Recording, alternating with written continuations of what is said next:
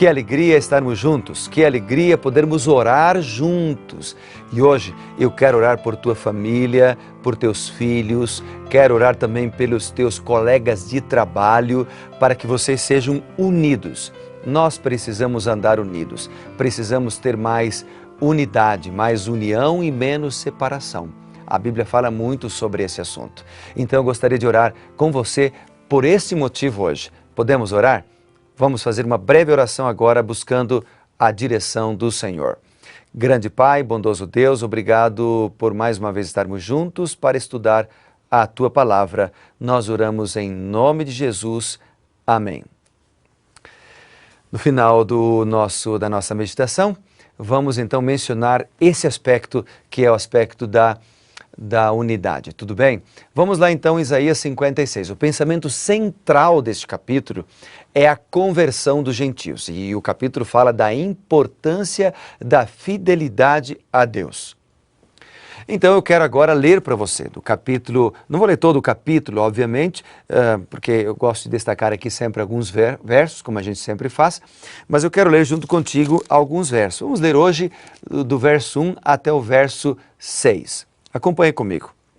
Assim diz o Senhor, mantende o juízo, fazei justiça, porque a minha salvação está prestes a vir, e a minha justiça prestes a manifestar-se. Bem-aventurado o homem que faz isto, e o filho do homem que nisto se firma, que se guarda de profanar o sábado e guarda a sua mão de cometer algum mal. Não fale o estrangeiro que se houver chegado ao Senhor, dizendo, o Senhor com efeito me separará do seu povo, nem tampouco diga o eunuco, eis que sou uma árvore seca. Porquanto assim diz o Senhor, aos eunucos que guardam os meus sábados, escolhem aquilo que me agrada e abraçam a minha aliança. Darei na minha casa e dentro dos meus muros um memorial e um nome melhor do que filhos e filhas, e um nome eterno darei a cada um deles, que nunca se apagará. Aos estrangeiros que se chegam ao Senhor para o servirem e para amarem o nome do Senhor, sendo deste modo servos seus, sim, todos os que guardam o sábado, não o profanando, e abraçam a minha aliança.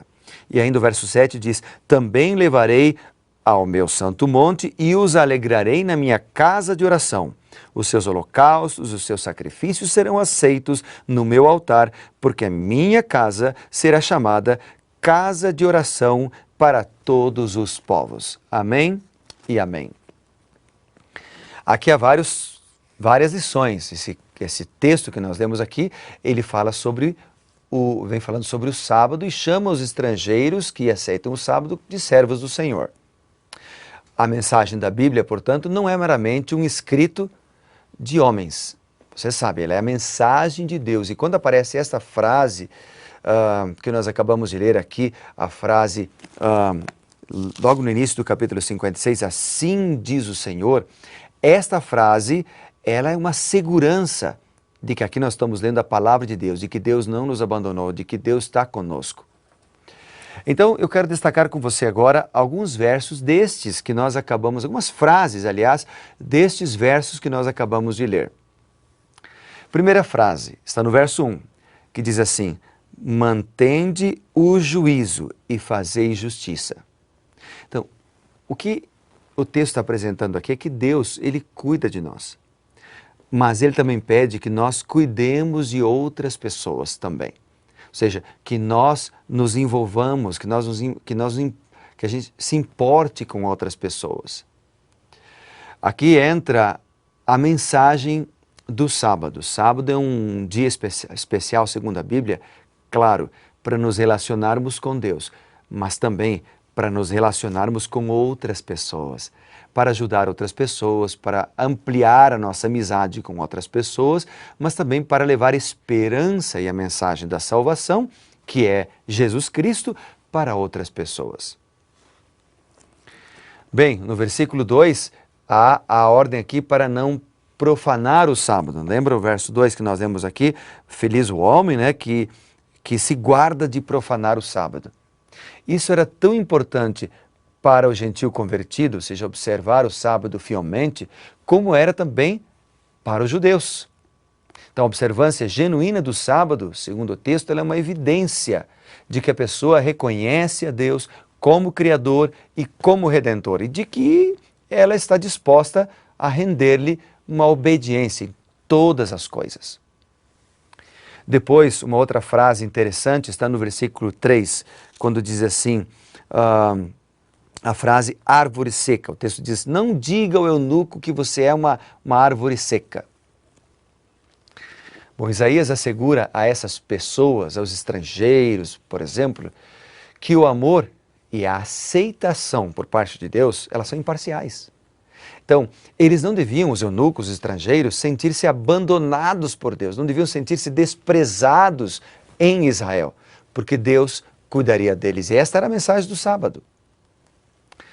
Outra frase interessante que eu quero destacar, que está aqui no versículo 5, que nós lemos também, vamos ler aí juntos.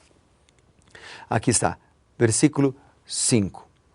Então, versículo 5 diz assim, darei em minha casa e dentro dos meus muros um memorial e um nome melhor do que filhos e filhas. Um nome eterno darei a cada um deles que não se apagará.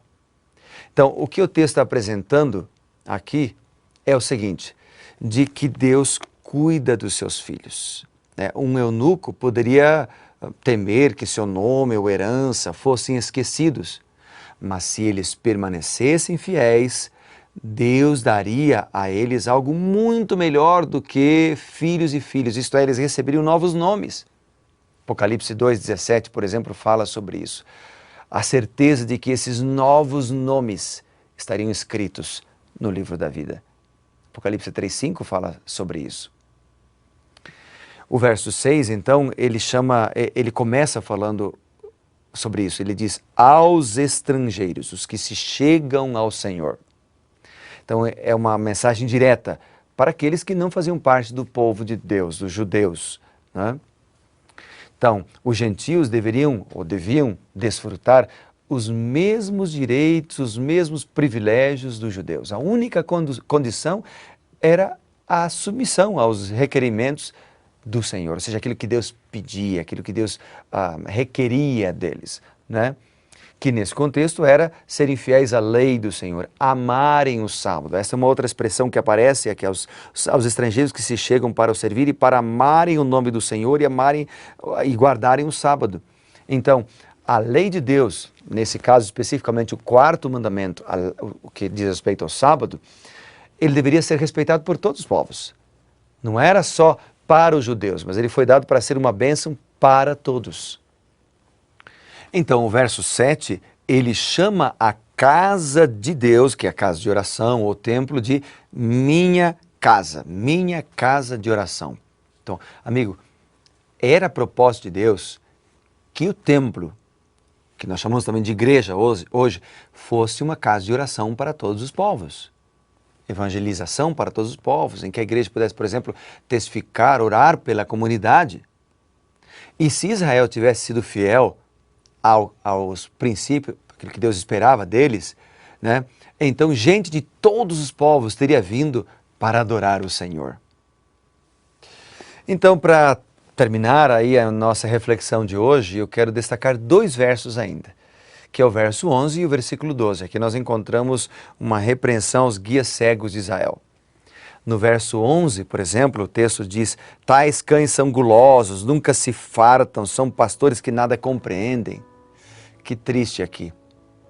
Pastores que se preocupavam mais consigo mesmos do que com sua liderança. Sabe que uma grande responsabilidade caía sobre esses pastores.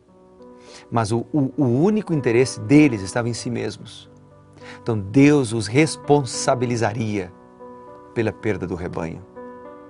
Que triste termos essa condição. Mas esse texto falou comigo nessa manhã. Sabe por quê? Porque eu sou pastor.